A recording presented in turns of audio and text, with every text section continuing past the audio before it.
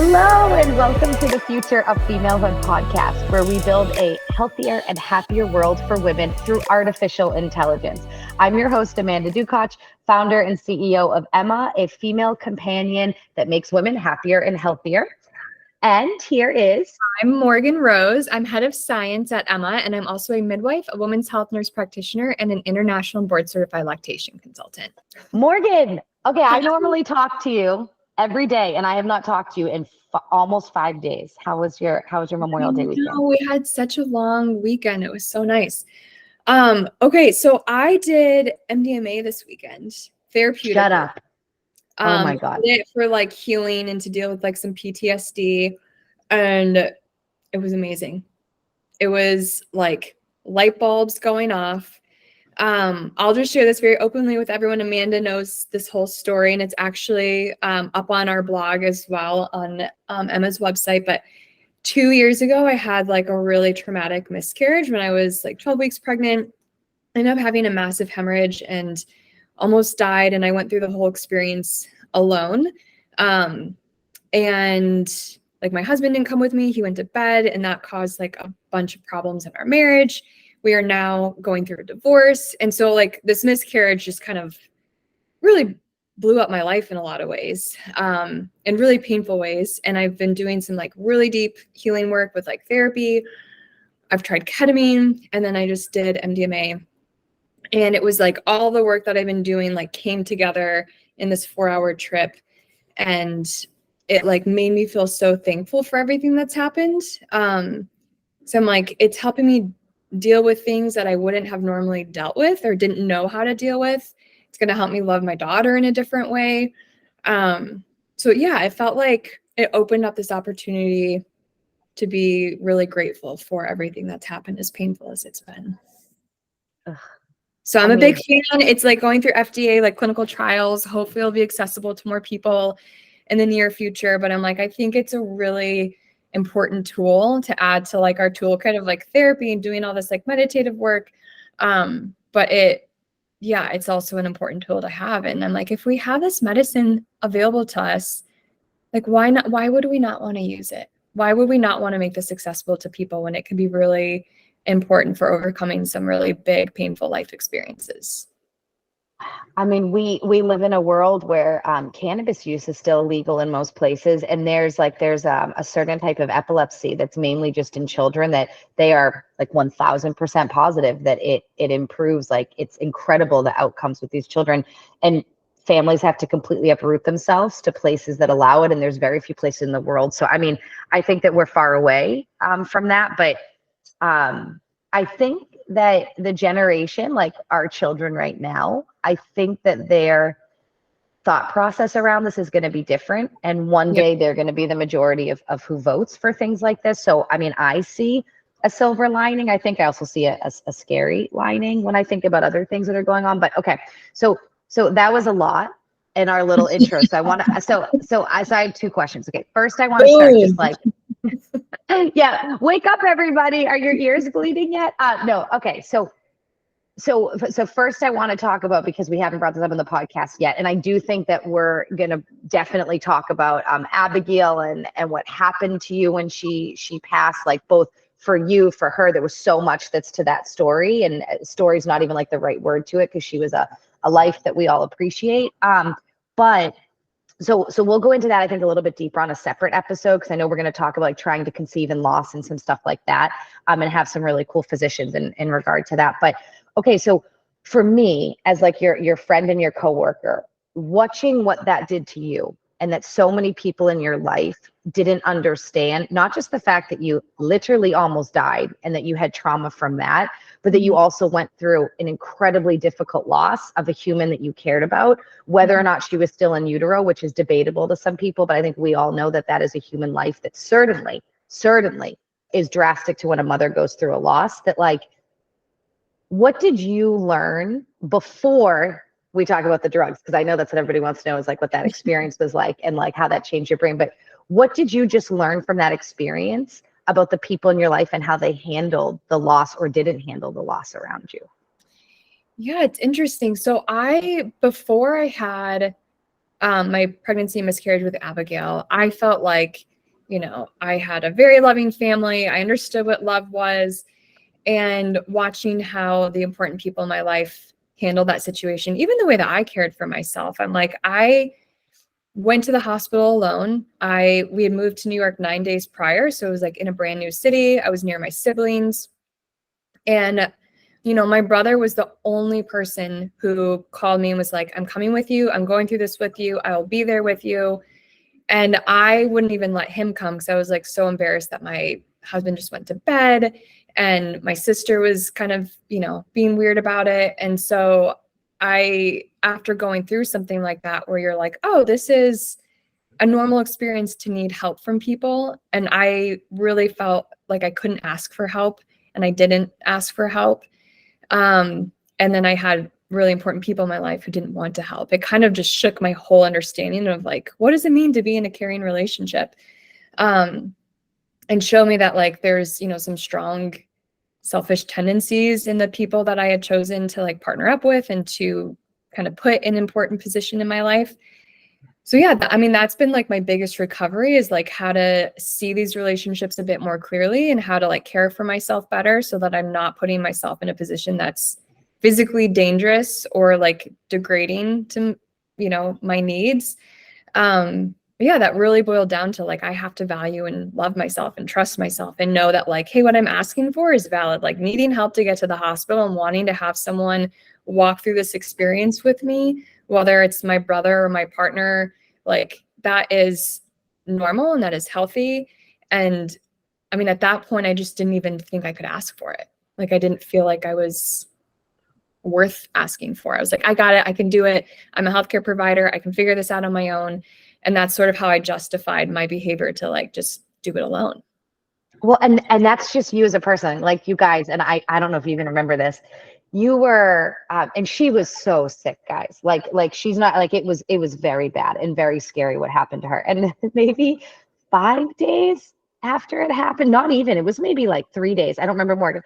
This girl calls me and she's like, so I don't think I can come to work today. I might need like just like 2 or 3 days because like hemorrhage, like I almost died, like I lost the baby, like this. And I was like, wait, what? Like, you know, like you need a lot more than a couple of days to heal. But that's because she's the type of person that she just is always giving to others and always is showing up and is always doing things for other people and supporting the world. And I think sometimes those are the type of people that don't feel like or don't surround themselves with people that are givers, because you are a giver. And I think that's a learning lesson for so many of us, that like, are we surrounding, if you're a giver, are you surrounding yourself with other givers, or do we surround ourselves with other takers? Because I think that's a giver tendency.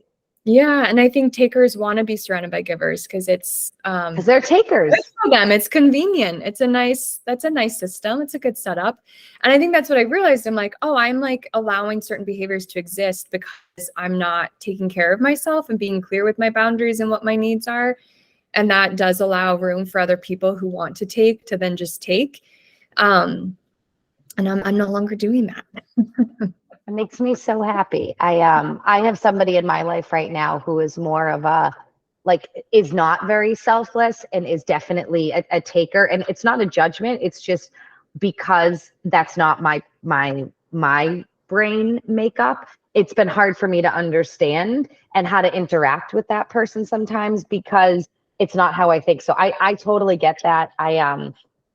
I think it's really amazing that you've learned so much from the experience. You've changed so much throughout the last year or so. It's incredible. So I'm so happy that there's been a silver lining to this tragedy.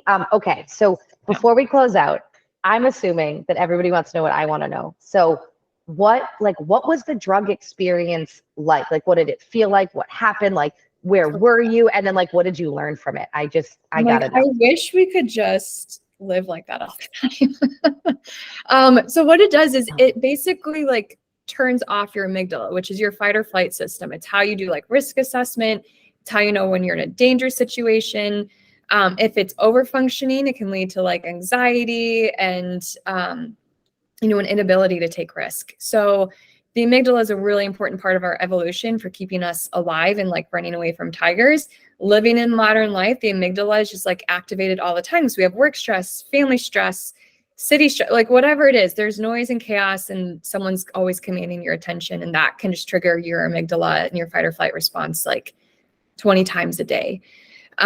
So what this does is it turns off your amygdala. So you're just feeling very relaxed. And when that happens, like for me, it was all of these thoughts that I hadn't been able to put together, or these experiences that I haven't been able to fully integrate, I was able to integrate. And that's what a lot of the research is showing, is that when you use MDMA for PTSD, it opens up your brain's ability, kind of takes you back to adolescence when your brain is like really has like a lot of neuroplasticity. It's like the social reward is there. Like you want to be in a group of people, you want to participate, you want to talk, and you want to share. And over time, you know, we learn like, oh, this didn't work, that worked. And you start to get these sort of neural grooves of what is appropriate social behavior.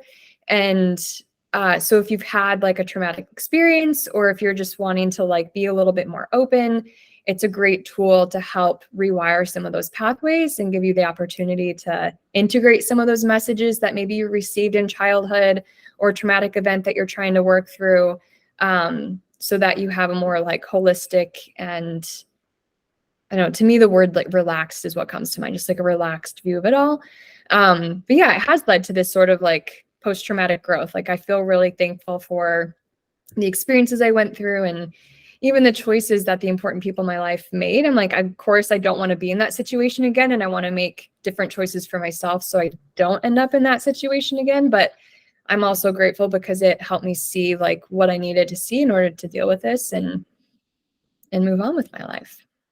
That's amazing. So Rodney, who is our head of growth at Emma and is also our producer, so he's on here, even if you can't see him, or maybe you can. So Rodney, I know that. So Rodney just wrote an awesome article about microdosing, and is like has done a lot of like research around this particular motherhood. So Rodney, what do you think about what she's saying?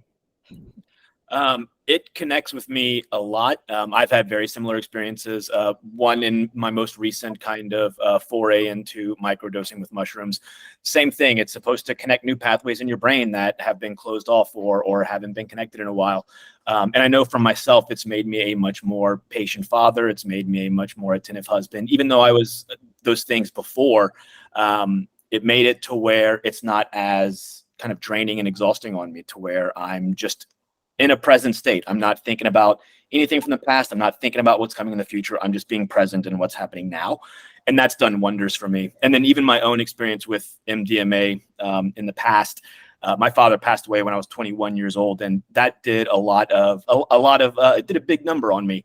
Mm-hmm. And the first time I did MDMA, while it wasn't more for a clinical setting, it was as a young 20-year-old. A teenager, yeah. It's still, I had this experience where I almost saw a future version of myself in the same situation, and like my kids experiencing my death. And it was this very weird kind of future projection on my past experience. And it really, while that might be scary to some people, it brought me a lot of peace. And I have 2 sons now. And I know that there will be a time where I will pass away and it will affect them. And it just helped me come to terms with that much earlier than I probably would have otherwise. So I've always had very positive experiences with drug experimentation.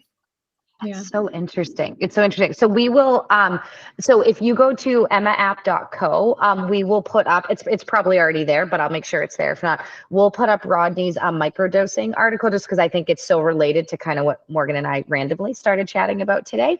And then there's a resource tab in the Emma app, which of course you can find on the App Store and soon on Google Play. And we are really going to be beefing up the resource section, which of course Emma pulls into the AI conversations. So we'll make sure that it is there as well. But well, Morgan, congratulations on such an interesting experience. I'm so happy. It was a successful weekend. It was a good Memorial weekend. Yeah. So hey guys. Lauren, go. I'm eager to chat. I'm Lauren. I'm a board certified nurse practitioner specializing in primary care.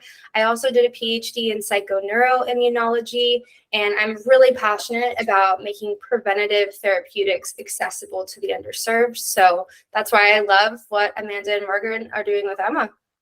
You're so sweet. Well, I'm excited actually to hear you introduce yourself, because that was better than what I had scripted up for you. So Morgan, I think we're gonna have to change this up. We're gonna always have to have the guests introduce themselves, because they just do such a better job.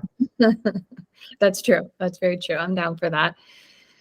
So Lauren, you are also the founder of the Natural Nipple. Can you share just like a little bit about what that is and what you do and how you've taken your area of expertise to build this amazing product? Yeah, absolutely. Well, I became very fascinated at the beginning of my PhD in the immunobiology of breast milk. So super simply, what that means is there's crosstalk basically between the mom's breast and the baby's saliva, making the perfect tailored immune cocktail. And there's all of this data from the World Health Organization about the benefits of that. But what the reality is that 92% of moms really were struggling when introducing a standard bottle. So the National Science Foundation provided me the same grants that fund NASA to really go out and understand this problem, because I wanted to make it easier for parents to feed and pump their milk for as long as possible. So long story short, that's been 5 years of R&D, 3D scanning women's breasts, and creating the very first model of microfluidics that really mimics lactation. So what that means is you're getting latch matched to a shape that's made after your breast geometry, so the nipple top. And then your baby's getting an updated data-driven milk flow for every stage of their growth and development. Amanda and I need that. Well, my daughter's 5 now, but I could not get her to take a bottle. And Amanda's in it right now with her baby. Like it's such a challenge. If you have a baby that does not, go back and forth from breast to bottle, it can be really scary as a parent to be like, I can't give them anything other than my boob. Yeah. Yeah, it's also trying to work. It's pretty challenging, right, Amanda? It's like, Yeah, this is such a fun topic to talk about, because I'm so in it. Plus, I mean, you guys have known, well, you heard their intros, but Morgan and Lauren are like my two favorite people in breast science. That's what I'm going to call it, even though that's definitely not the right word for it. So I'm excited to hear it. But I think that what Emma has taught me over the years is that feeding a baby is such a personal journey, and that we all start out thinking we're going to do it one way, and it pretty much never goes that way for anyone. So it's important that we have tools that are really designed to help moms, and also like to take down that mental load and the stress that like breast is best or fed is best, just that whole psychology that we have going on. So I definitely, like, my current baby is allergic to formula. So I luckily was producing just enough that I was able to continue breastfeeding her, but had to be able to get it into a bottle, because I work. Like, it's really hard to record a podcast or meet with an investor or something if you have a baby on your boob. Not my favorite thing to do. So like, I really love natural nipple bottles, because it just makes that easier. And I think we need more products like that, so on the market. Thank you. And I mean, to validate what you're doing with Emma, part of that NSF research that we found and built the business model off of was really like, okay, what are the top 4 pain points that we see new moms facing, and dads too? So the Natural Nipple covers that nipple confusion from standard bottles that literally, like, when I started looking at another scientist, I love her, Dr. Britt Pados, should absolutely have her on the podcast. She studied how fast milk was flowing out of currently available bottles, and it blew my mind, because I was like, where is the benchmark? No one ever studied lactation, so no wonder this is troubling 92% of parents. But then another issue was 96% of women just felt like they did not have the support from their healthcare providers or from essentially the community during the feeding journey. And of course, you want to do the best thing for your child, so like, let's get rid of the mom shaming. And just as clinicians, what was really frustrating was we're kind of looking the other way. We're just being like, top down, breastfeed, it's good for you, but then introducing a product that's causing all of their problems. So the supportive community that you've created, I see such the demand for that. And I love what you're doing with AI, if you want to delve into that. we do. We really Morgan always does. No. Oh, go ahead, Amanda. No. I was gonna say, as you were talking, I think like which is not what I thought we talked about today, is I'd love to dive just for like a second into why like empathetic AI, I think is so different from like traditional AI, or really just AI that's not built empathetically. So it was really important when we were building Emma in the early days, and Morgan is absolutely the one that's responsible for this at Emma, that it wasn't just somebody that had the intelligence and the capability of a generalist, right? Of a provider who's a generalist, but somebody who was really, really empathetic. Because when I met Morgan and when I started seeing her with some of our users on these like live sessions we would do, Morgan's way of making women just feel calm and secure and just like empathy, even though like Morgan is absolutely like as pro breastfeeding as you can get, but when she would have conversations with women who were struggling, the way that she would handle those conversations like empathetically was what Morgan and I were like, we have to have an empathetic bot. And it's so different when you add empathy into AI versus no. How do you outsource the boob and scale empathy? And I think like I would love to just chat for 1 second, because like that is absolutely key from the research. I mean, this is maybe going to step on some toes, but like the Gottman research showed that nurse practitioners have much better health outcomes than primary care physicians. But what they narrow that down to is actually you have to go through nursing school for 4 years. You have to touch people. You have to, you go through, and this is not to say that doctors don't care about people, but when you're touching people every single day and you're listening to their problems and you're relating to their problems, I think that's so important to translate that emotional intelligence into an AI model. And then when you talk about giving someone confidence as well, if you can inspire someone to believe, okay, I'm capable of this. I can come back and latch at the end of the day after my baby's been given a bottle. That actually changes, like your psychoneuroimmunology impacts your inflammation and your ability to have milk let down.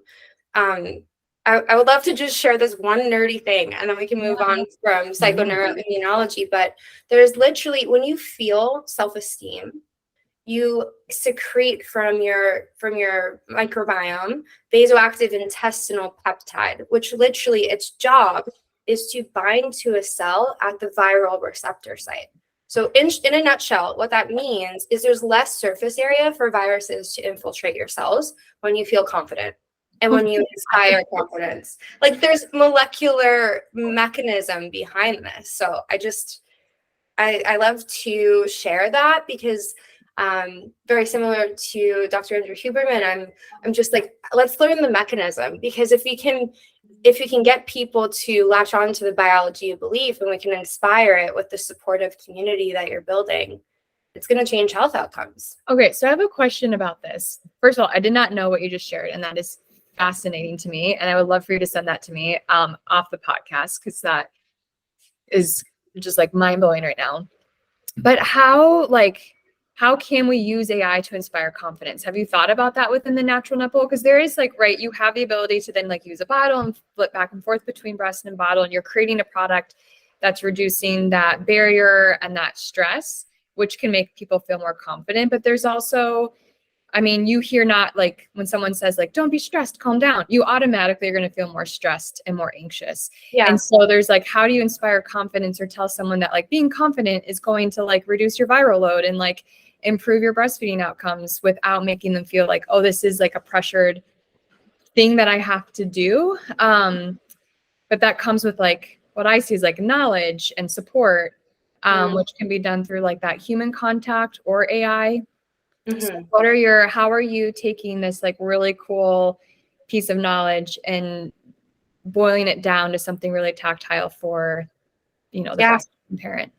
I think it exactly like you said, when you have this information, there's still a logic leap. It's like, okay, but I'm not feeling confident in the moment. So let's remove the pressure. And I think what AI is able to provide is access to care. So there's going to be a massive, basically, exodus of healthcare providers in 2025. We already struggle to get an appointment with any kind of lactation specialist or doctor as it is.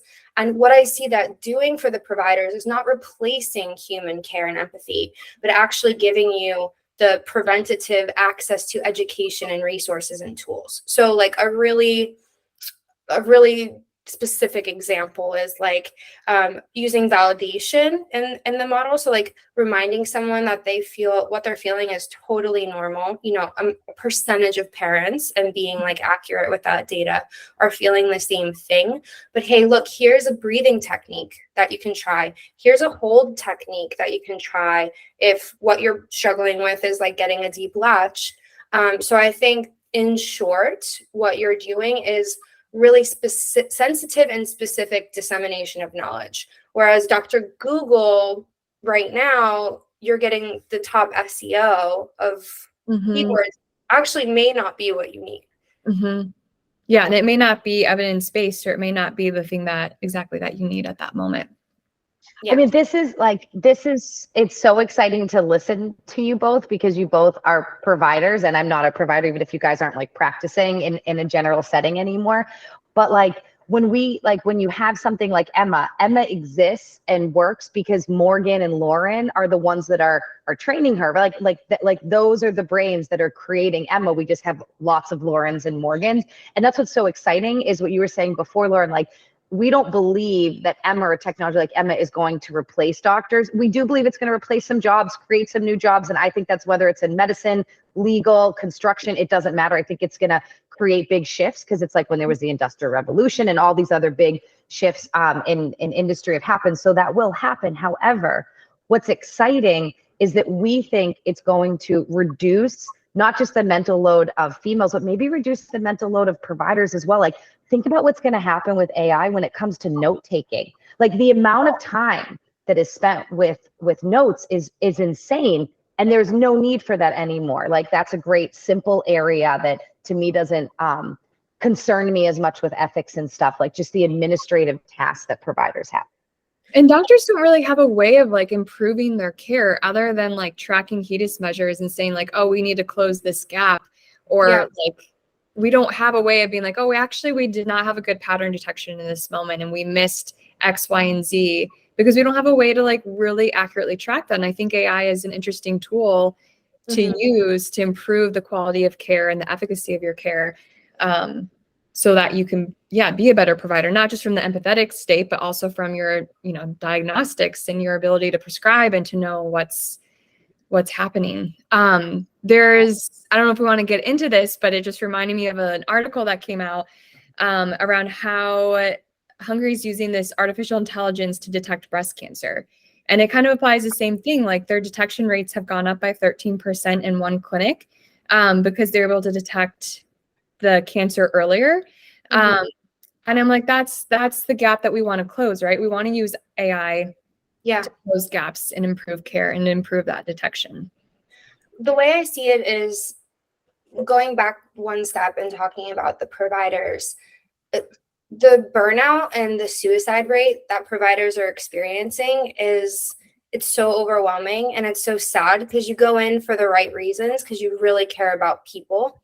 But then when you get into the healthcare system, the way it's currently set up in the US, it's so overwhelming. Like, very quickly, I don't know if you experienced this, Morgan, I was like, I can't give someone all of the knowledge that I need to, or even have a proper holistic assessment or human conversation with this person in 14 minutes, which is, it's a volume game if you're going to actually, get reimbursed by insurance, and not everyone can afford concierge private medicine.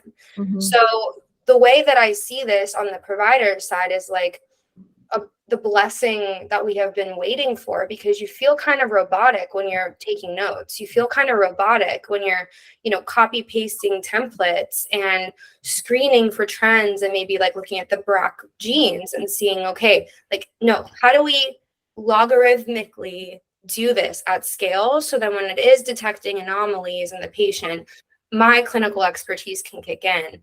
And so I lost the second train of thought that you were like going towards with the breast cancer prevention. No, I mean, you talked about it's just closing the gap, and it's reducing the burnout, absolutely, in the providers. Because it's an issue we've seen grow with COVID. The exit rate has skyrocketed for nurses, nurse practitioners, providers. So I think it is like another tool from that perspective of reducing that workload. helping detect patterns and then close the gap in care so that, patients are having earlier detection and better outcomes over time. And I do want to say, because I'm super skeptical as well, and I have to test the clinical validity of everything. So in basically building like an MD version of OpenAI, I was testing it. This was GPT 3.5. This was before 4. And we have to do continuing education to actually renew our licenses. So I'm asking it the questions that I'm already going to answer on the licensure exam just to see how accurate it is, actually test its knowledge. And in 3.5, the model was surprising. Like, I mean, I don't know if you guys saw the movie Her, but this was like him. I was like, yeah, it's really good. Yeah, with the advent of GPT-4, like the model just became so much more robust, is what I'm going to say. And also, it's not replacing our knowledge or making us dumber. My experience with it was like having a panel of 10 of the most intelligent people you have sitting next to you to constantly brainstorm and iterate and get you to think of like, oh, you can actually set up a protocol this way to reduce risk and to improve patient outcomes. I'm like, oh yeah, and it gets me thinking like more creatively. It's a brainstorm with all the advisors you could ever want. Absolutely. Yeah, we use that as like a team in that way. We use, Emma and GPT to inspire new thoughts, think about different ways to say things. It's a fantastic tool. Again, it's not going to like replace humans, but it's just our brain is at capacity. We only have so much time and energy and creativity we can dish out in a day. And so to be able to use this and to exponentially grow our ability to do those things is pretty cool. But attention is our ultimate commodity. Everyone's trying to buy your now 3 seconds of attention, especially as you're a mom and you have a baby on your boob. So how do you get that evidence-based information delivered to you right now? What do you need to help you right now to succeed at giving your baby the best possible health outcomes? Yeah. I mean, that's something that like Amanda and I are so excited about with Emma is like our ability, which we're doing and we've done, but to train her so that if you're breastfeeding and you have a question around like, oh, why is my baby like, keeps popping on and off the boob? Like, what does this mean? You can go to Google, but you're going to have to go through a lot of like long form articles to find maybe an accurate answer. But with Emma, like we can train her to send you a video around that piece of content or topic. And to help you sort of triage what's going on. So you get evidence-based information right when you need it. Versus like taking all these classes and over preparing for knowledge that you might not actually need to know about because it's not the issue you encounter. Yeah, absolutely. And that's like to bring us back to the beginning of the conversation too. That's part of reducing barriers to care, right? It's like when it's in your hand and it's free versus needing to have access to a lactation counselor to go to the appointment. Like a lot of women on Emma, like they don't have transportation to get there. They don't have the doctor in their city. They don't have the money, the insurance that covers it. And even if they do, like Lauren was saying, like people are really busy, new moms in particular, like it's hard to just focus on ourselves. And we view that as like we're focusing on ourselves, but really we're not. And I think that's why I love, not to bring us back to this cancer detecting tool that was found in Hungary, but that's why I really love it. Cause I think it's such a great example of how tools can help something that the human brain wasn't meant to do. It's like radiologists are so good at what they do, but an AI system can take millions and millions and millions of x-rays, and they can find things that are so small that a doctor that was 50 years senior is not capable of, not because he's not smart enough, he's not good enough, he's not a machine. We are humans. Humans and machines are different. And I think that we're walking forward into a society where keeping that separation of a human-like machine versus a human is going to be really important for us to build ethically and regulate properly, because that is the reality, is that machine isn't going to work without the radiologist, and the radiologist should start to now work with the machine, but we have to know their different positions, and we have to start to kind of create that as a society together. And that's what excites me, is when I see things like, I mean, a radiologist's eyes are not capable, or their brain's not capable of doing that. And it shouldn't be, because the radiologist is sentient and the machine is not. And that's like there's huge differences between humans and human-like machines. But anyway, so I get excited when I think about those possibilities. But that's also, I think, what makes us all a little bit nervous too, right? Like why we're all together, like, okay, AI could get a little bit crazy. How do we, keep it moving in the right positive direction? So, okay, so to kind of shift us a little bit to the left, is there anything, Lauren, or actually even Morgan, because you guys are both in the medical breast world. Again, excuse my lack of professional terms because I'm breast science. That's right. That was the term that I got, breast science. Is there anything like in particular related to like just everything from breastfeeding to breast cancer, like that excites either of you with AI, like some crazy idea you've had or something else cool that you've seen? Oh, can I touch on this real quick, Lauren? Of course. Well, I think something that many women don't know actually is that by prolonging breastfeeding to at least 6 months and then ideally 2 years, you actually dramatically reduce your risk of getting breast cancer. And that's because of the oxytocin, the reduction of inflammation, basically the regulation of hormones, because cancer in a nutshell is a byproduct of an inflammatory process that's chronic and lasts long. So what I think with Emma is like, and with the Natural Nipple too, the algorithm that you mentioned, it's amazing because it's detective and diagnostic. But why I like what we're doing as well with disseminating knowledge and support resources is by helping someone succeed. That's preventative medicine. If you can actually help them breastfeed for a little bit longer. Do you have anything to add on that, Morgan? No, I love what you just said. Just to touch on it. So my mom had in 2016, she was diagnosed with triple negative breast cancer. And so one of the recommendations, there's no genetic component to this or none that we know of at this point. But they recommended like me have a baby before I turned 30, because that would reduce my chance of getting breast cancer, and then to breastfeed for at least 6 months. So I did all those things. So hopefully, it helps me in the long run. But I mean, I'm also a lactation consultant. I've been in medicine for 11 years. So I was really confident in my ability to breastfeed and troubleshoot. But I'm like, I always told moms, like, the reason that I felt confident to do this was I've been supporting people on this path for 6 years, as a lactation consultant, like bedside. I've seen so many different variations of what can happen and how to troubleshoot it. I would never expect a first-time mom to be able to do that on her own. It's not possible. Like it is not possible. And it's not possible to have the level of confidence that I had because of my personal and professional experience. So I'm like, the disseminating of knowledge and getting that support that's in the moment that you need it and unique to what you are going through is so important. And I'm excited with what we're doing with Emma, specifically on how like you can ask Emma a question and she's going to be able to help you understand what you're asking and get you that resource when you need it without having to go through like, pages of Google, search bars or trying to find a lactation consultant that maybe you can't afford. But to just get that support in the moment that you need it, that's specific to you, is what I think boosts that confidence and helps you succeed and get where you're trying to go. 100%. But like I have a company that supports women from fertility to motherhood, and I've had this company for a while.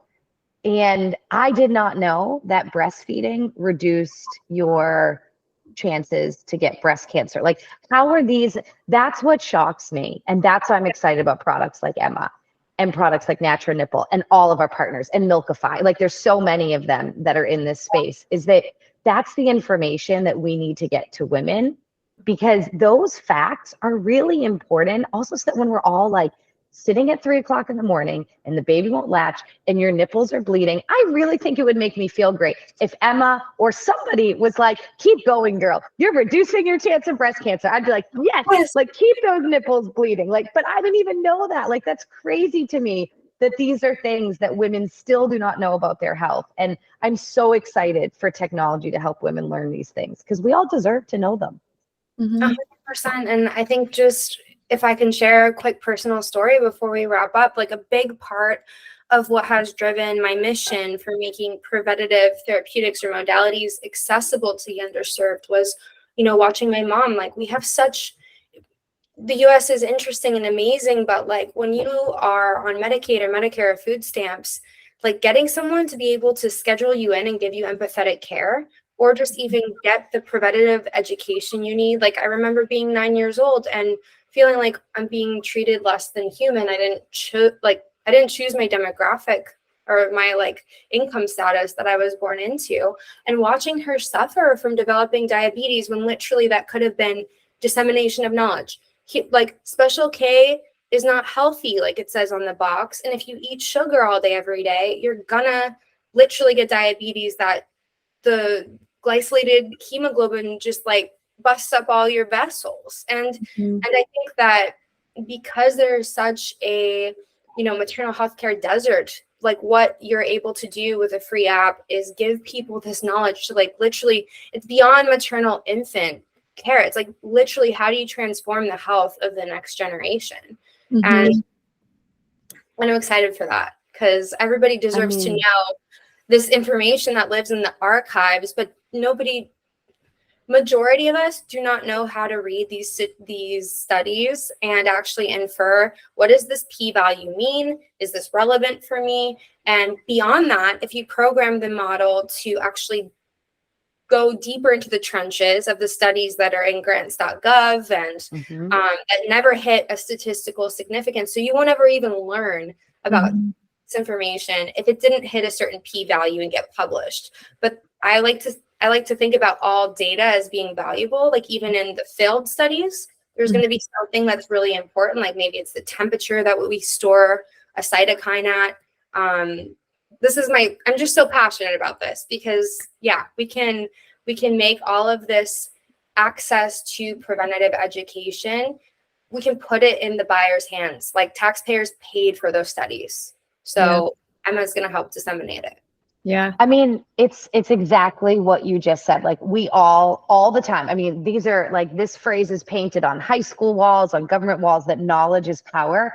But I so firmly believe that medical knowledge is health. And that's very different from power. Like we have to start to empower people with their own health data so they can have positive health outcomes. And if anyone's listening, if that sounds complicated, I promise you a lot of what we do is complicated. That is not complicated. That is a lot more simple than you would think. So, okay. So with that, I think we should close out. Lauren, it has been so awesome to have you. Where can people find more about Natural Nipple or find you?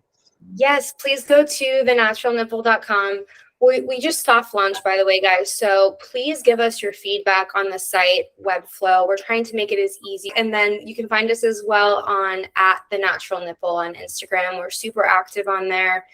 You can find me on LinkedIn. It's Lauren Wright, and definitely send me any questions, but also on the Emma app as a medical advisor. Yeah.